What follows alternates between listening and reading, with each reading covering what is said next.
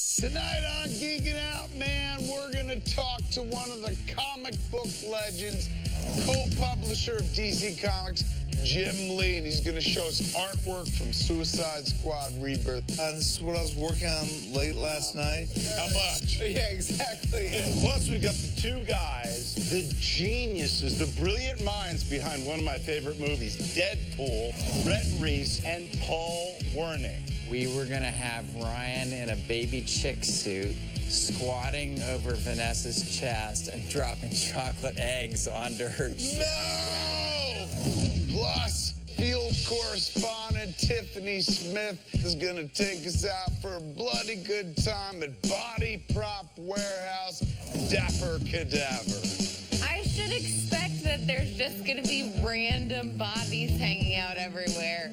She's rigged up so that you can hang her. It's so horrific. That and so much more on this episode of What? Geeking Out!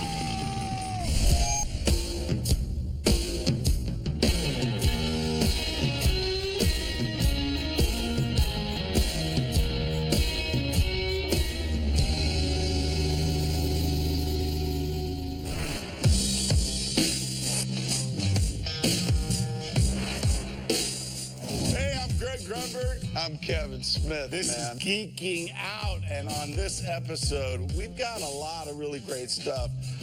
Two guys are stopping by, Rhett Reese and Paul Wernick, who are responsible now for the most successful R-rated movie of all time. Deadpool, that's right, man. The guys that wrote Deadpool, they're going to sit here and talk to us over at the chopping block. But we do live in a world now where an R-rated movie like a Deadpool can go absolutely through the roof. So when we were kids, there were R-rated films that we kind of snuck into. What was that film for you? It was a film that you shouldn't have seen, but you did. I didn't have to sneak in. My old man would take me to R-rated movies that he figured I could handle.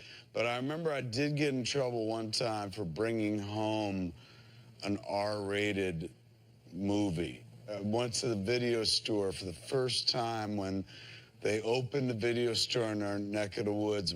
And so I was there with my friend Mike, and I said, we want the worst horror movie that you have.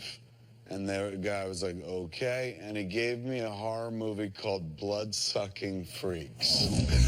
Now, Blood-Sucking Freaks, if you've never seen it, it's beyond horror. It's kind of one of the most nasty exploitation films you'll ever see in your life. But as I was watching the flick, like we're watching in the living room, and my mom is in the kitchen, and the line rings out loud throughout the entire house. The guy, the villain in the piece says, "This mouth will make an interesting urinal."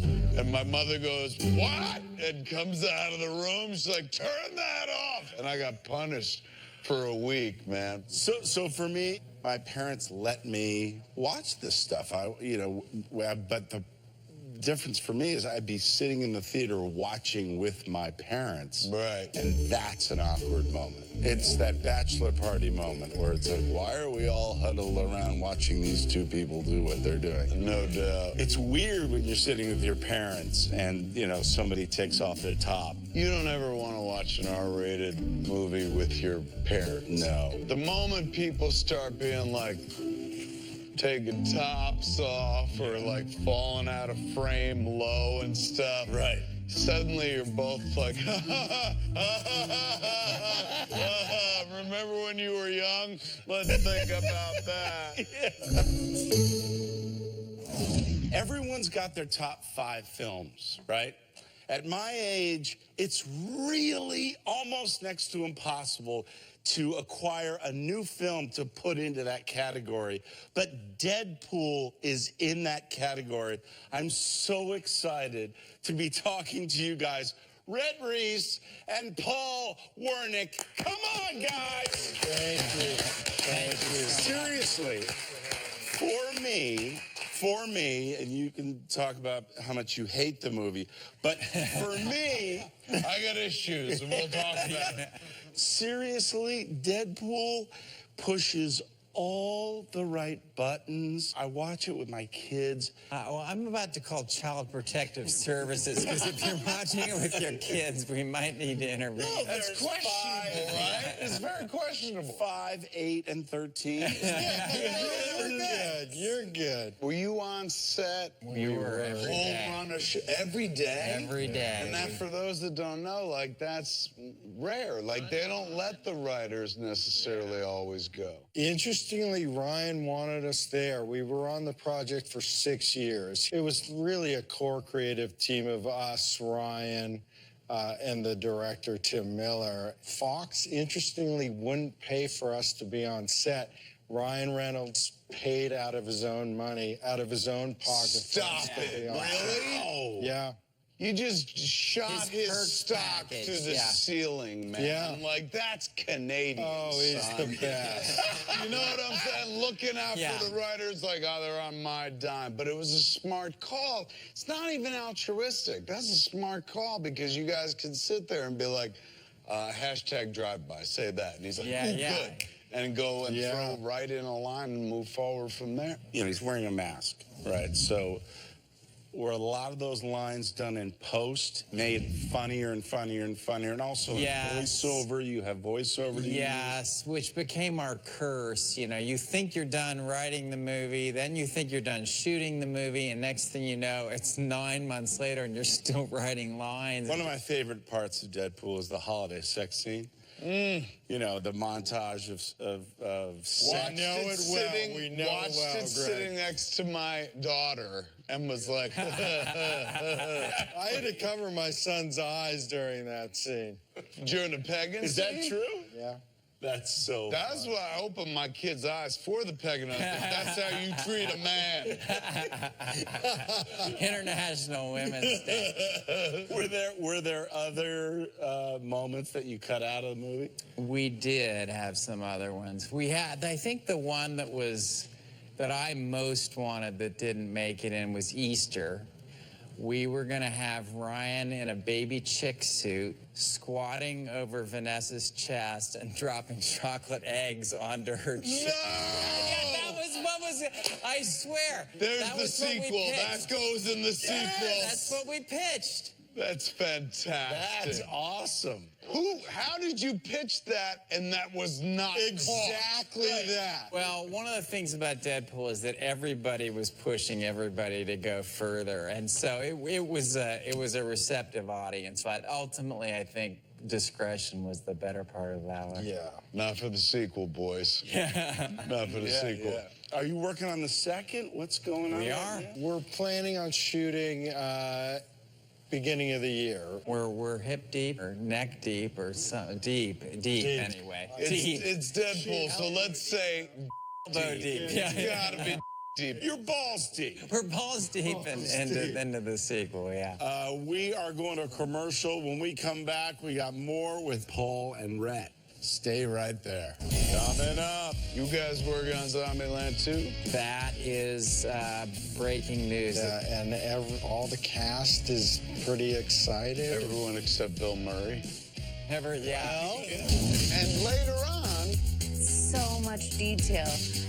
I'm not gonna lie, every time I get this close to them and I turn around, it kind of creeps me out.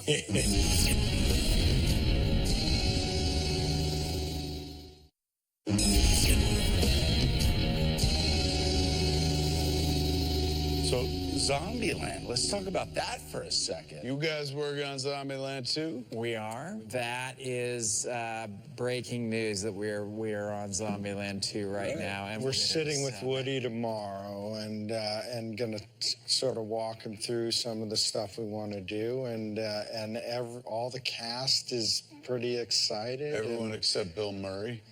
Unfortunately, you can only do that never trick know. once. Yeah, That's you right. never know. Although it is Zombieland. Good point. How did that happen? Because that was one of the best surprises of Zombieland. Once you got to that scene, you were like instant classic. Like, I want to hang out with these guys. He really did make the movie. We originally wrote that part for Patrick Swayze. Sway's dog, really? And Patrick got sick. We offered it to probably 12 other actors. Yep. And every time we did, we rewrote the script to make jokes specific to that actor. So Sylvester Stallone, Kevin Bacon, Mark Hamill. Mark Hamill! Jean-Claude Van Damme All passed. said no. Everyone said no. Jean-Claude Van Damme passed, and as subsequently we heard through the grapevine, said it was the biggest mistake of his career. He's made some big mistakes in his career, so that's saying something. Right. We were 2 days away from shooting the scene. We had written an alternate scene with no celebrity where they just fought a bunch of zombies in this mansion. Right. And Paul, to his great credit, doesn't like to take no for an answer. He walked up to Woody Harrelson on the set and said, Woody, anyone else? Do you have any other ideas? Looked He in said his two Rolodex. guys. Yeah, he said Dustin Hoffman and Bill Murray. And we were like, yes and yes. What an embarrassment of riches that I was. know. Right. So, but Dustin Hoffman couldn't do it, but Bill Murray said, send me the script. So wait, how does one get in touch with Bill Murray? Okay, he doesn't have an email address, interestingly, no agent, no manager. It was Woody Harrelson who called him, his buddy. Kingpin. Oh, great. Yeah. That's the connectivity. I never realized it until right now. Yeah. So he was the one that They was were like, buddies. So he gives us a FedEx Kinko's email address to email the script. And these guys print up the script for him. They're the most powerful men in Hollywood because the 14-year-old guy at the counter at Kinko's is like, I read this one. I think you should do this one. Or it's past, Bill. This is past. Right. So he got the script and he read it. He said, and he told Woody, I love the script, but there's not enough for me to do. In the original draft, he was actually already a zombie. It came back to us and we were like, what about if he's alive? And then what about, and then we're all brainstorming. It's like, and then we kill him. You know, it's like, so 36 hours later, he's on the set. Although we weren't sure he was going to show up, remember? Yeah, because he's famous for not, for committing and then... Right, but FedEx was delivering him, so you knew there was a good chance he's going to make it. was the key. Sony was like, send the jet. It could get Woody on the jet. Get him out here. Get him out. Make sure he shows up. you guys encounter Deadpool fans in weird places? Actually, yeah, we had kind of probably the weirdest version of that. Paul and I go to the same doctor. Not at the same time. What's that about? Have a coupon or We do something? everything co. You bend over and I'll cough, then you bend over and I'll cough. So I'm at the doctor's office, and he learns for the first time that I was one of the writers of Deadpool. And he proceeds to gush. He said, I've seen it for, I love it. Every line, I mean, it's so fun. And as he's doing that, he's pulling on his glove, right? I love it a lot. I love it a lot. And he proceeds to give me my prostate exam while gushing about the movie. And as I was lying there, I'm just thinking, I just never thought it was going to be like this. You know, I thought You're like, when I said I wanted to get my balls tickled for my work, this wasn't This is it. not it. Anyway, so a week and a half later. Yeah, I was just there 2 days ago, and again, glove comes on, he starts talking Deadpool. He sticks his finger in my ass, and as he's doing it, I whisper, maximum effort. And a true fan, he was like, oh! Don't make the horns, not now! Let's give it up. Thank you. Brett Riggs, Paul Wernick. Coming up, Jim Lee, the co-publisher of DC Comics. This is what I was working on late last night. It's just a page of Suicide Squad. in progress. You make me cry. And later on, We are here at Dapper Cadaver, one of the creepiest and coolest places in Hollywood. How you doing? Oh, I would shake you. Oh, I'm sorry about that. Yeah.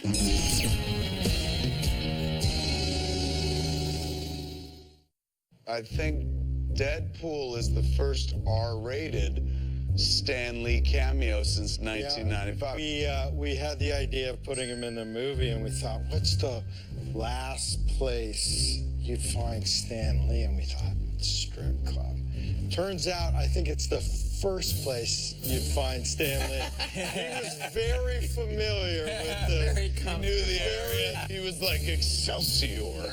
Our director, Tim, wanted his one line in the movie to be authentic, and he's like, sit with the actual DJ and have him pitch you some lines about what he would say. So here are some of the lines. Okay, here we go. All right. You guys want this girl in the shower? Make that bounce. She's working it all up in front of your face. Damn. Shake it, shake it, shake it. Get a lap dance and get that coochie grinding up on you. Make some noise. Let me hear you. Get your hands off your nuts and clap, mother. Skeet, skeet, skeet.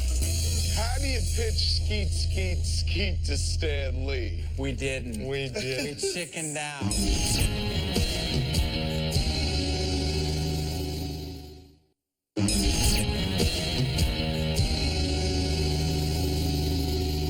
Welcome back to Geeking Out, man. I'm Kevin Smith. I'm Greg Grunberg. You sat down with Jim Lee. I did, man. He's now co-publisher over at DC Comics. Right. So DC has been doing this company-wide line reboot called Rebirth. So everything's going back to #1, and they're kind of rebuilding the universe. What's he working on now? He's working on Suicide Squad. And so we sat down with Jim Lee, and he kind of gave us an insight into what Rebirth was all about.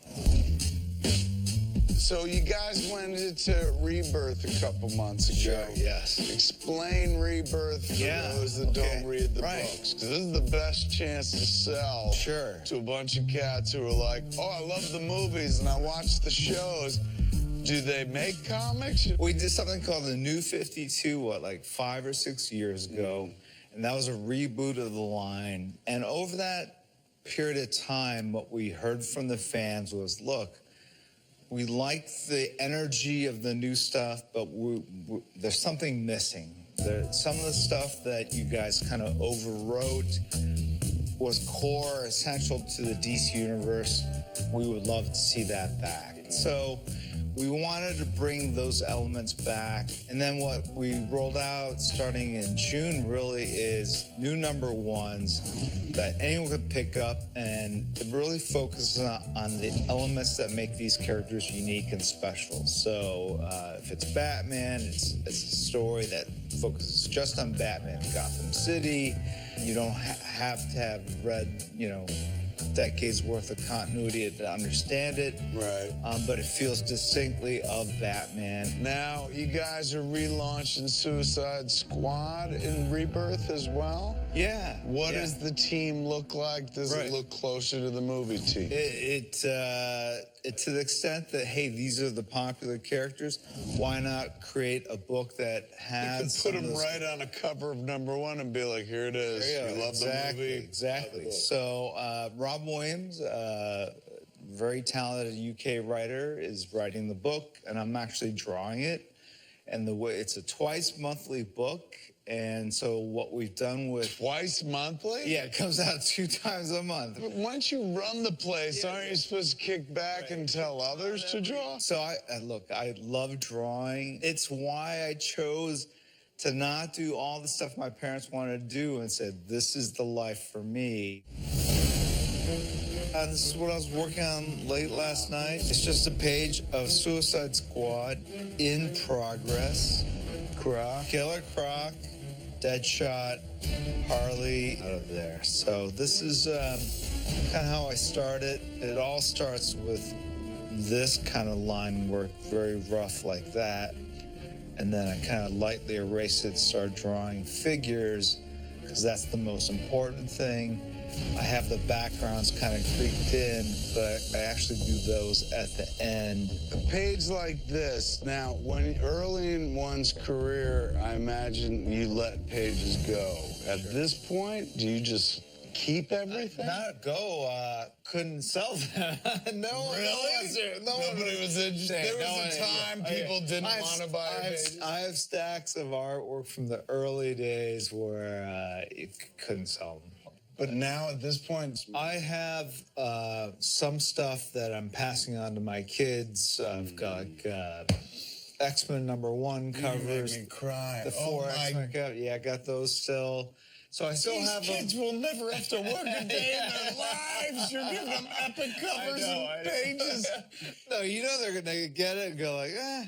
Yeah. Like, how much? Yeah, exactly. They're gonna eBay it like that first day. That desk?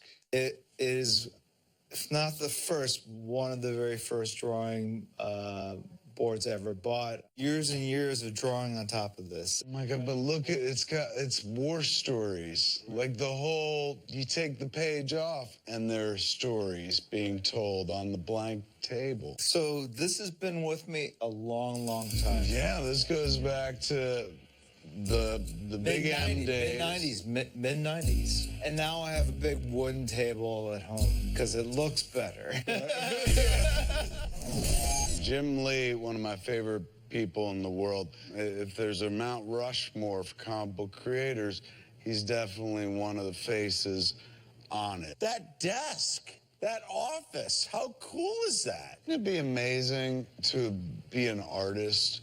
Like, if I could draw, I wouldn't have inflicted all those terrible movies on people. But I couldn't draw, so I made movies instead. Right. Like, being able to create a universe just with a pencil tip. You know, there's nothingness. Yeah. And then you start, and after an hour, a world shows up on the page. That Suicide Squad page was magnificent. Yeah. Even in pencil form, he kept handing it to me. And I was like, dude, I got the greasiest fingers in the world. I eat chicken, I masturbate. Don't hand me this page. And there I was holding it. That's awesome. Coming up. We did Blood for No Country for Old Men. Yeah. With a really like gut-wrenching scene, and everybody in the movie theater was going like, ooh. Yeah. And I was just like, oh my God, so much butterscotch.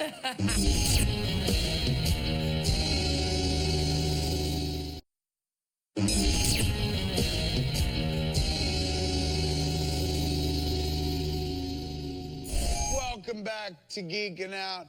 You know, we talk to a lot of people, but a lot of people won't talk to us because look at us, for heaven's sake. Seriously. We're threatening and non-threatening at the same time. It's very confusing for people. So we had to find ourselves a field correspondent, go out in the world, talk to the people who won't talk to us, and we found us one of the best, if not the best. Ladies and gentlemen, give it up for the only Smith on this show that matters, Tiffany Smith. Yeah, Tiffany! You host DC All Access, Yes. right? So I host DC All Access now, and this is one of my favorite nerd stories. So I went in, I interviewed with them. They sent a team to the comic book shop that I go to make sure that I actually went there and shopped and bought comics. They vetted you that deeply? Wow. Oh, yeah, they did. Which I'm like, do it, because I do go there every week. I feel like if you go to a regular comic shop, you're like, it's your bar. You talk to the guy there. You know everything about what their life has going on, what books they're reading. When you were a kid, what character did you gravitate towards? Actually, for me, the first one I really gravitated towards in comics was Storm. I loved X-Men. I think growing up, you know, you read about mutants, every kid feels like they're a little bit different. There's something a little bit off about them. And Storm was one of the first characters that I saw that kind of looked like me. So as the field correspondent for Geeking Out, what was the latest adventure that you went on? I went to Dapper Cadaver. That sounds fun. Dude. Yeah. I had like this weird balancing act of like, this is so horrifying, I'm terrified, to holy crap, these guys are so talented. Ever wonder where some of your favorite shows get their creepy, gory bodies, from Preacher to Agents of S.H.I.E.L.D. to American Horror Story? Well, we are here at Dapper Cadaver, one of the creepiest and coolest places in Hollywood. How you doing? Goodness, I would shake you. Oh, I'm sorry about that. Yeah. We've been doing this for 10 years. Name a show where somebody has died. Probably every single show on TV. We've probably worked with them. Gotham, Scandal. We did stuff for Game of Thrones. We usually work on the scenes where there's a lot of bodies. Okay. For Days of Future Past, the opening sequence where it's like post-apocalyptic. Yeah. We did over 100 skeletons. We did a bunch of stunt dummies. We did some gore pieces. There's all kinds of stuff. And then for Deadpool, the most random of all, we did a couple of chickens. I don't know what he did to the chickens. This is our paint studio. Okay. And we can tint it a variety of different colors. And this is kind of the basis of whenever we're doing burns or gore, where we build up this really nice textured rubber. So yeah, that's gonna be a nice meaty layer. So gross and awesome. I feel like it's one of those jobs where you want someone to be like, ew, that's horrible. Oh, yeah. It means you did your job right. Absolutely. But at the same time, you want to be like, great job. Hey, well, Like, it looks really good. Usually you see a severed hand or you see, you know, a decapitation or something. Does anything scare you anymore? Anything that's being done with creatures, with rubber, with stage blood, none of that phases me. We did blood for No Country for Old Men. Yeah. Which they got tons of our butterscotch flavored blood. Yeah. And Josh Brolin has just gotten into the shootout. And he's going back to the hotel room, and he's in the hotel bathroom, and he's just covered in blood, and he's scrubbing, and he's trying to get it off. And it's a really like gut-wrenching scene, and everybody in the movie theater was going like, ooh. Yeah. And I was just like, oh my God, so much butterscotch. Josh Brolin looks delicious right now. So much detail. I'm not gonna lie, every time I get this close to them and I turn around, it kind of creeps me out. This is skinned Lutra. She's rigged up so that you can hang her. It's so horrific. Thank you. No, we love Lutra. She is great. You can see the blood oozing out of the side of her head. Yes. Has anybody come in that you geeked out over? When Jurassic World came over here to get dinosaur bones, to be working on it as an adult, it was like, yeah.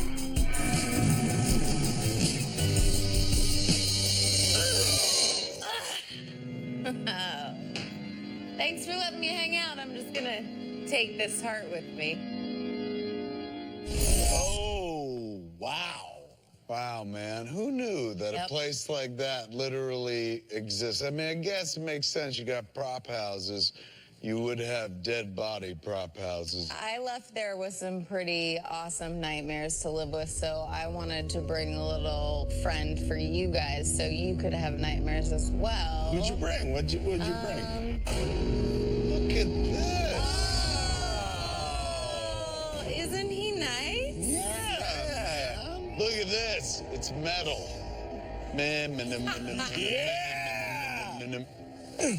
Don't. If we break it, it'll cost an arm and a leg. I'll tell you the creepiest. Ba-dum.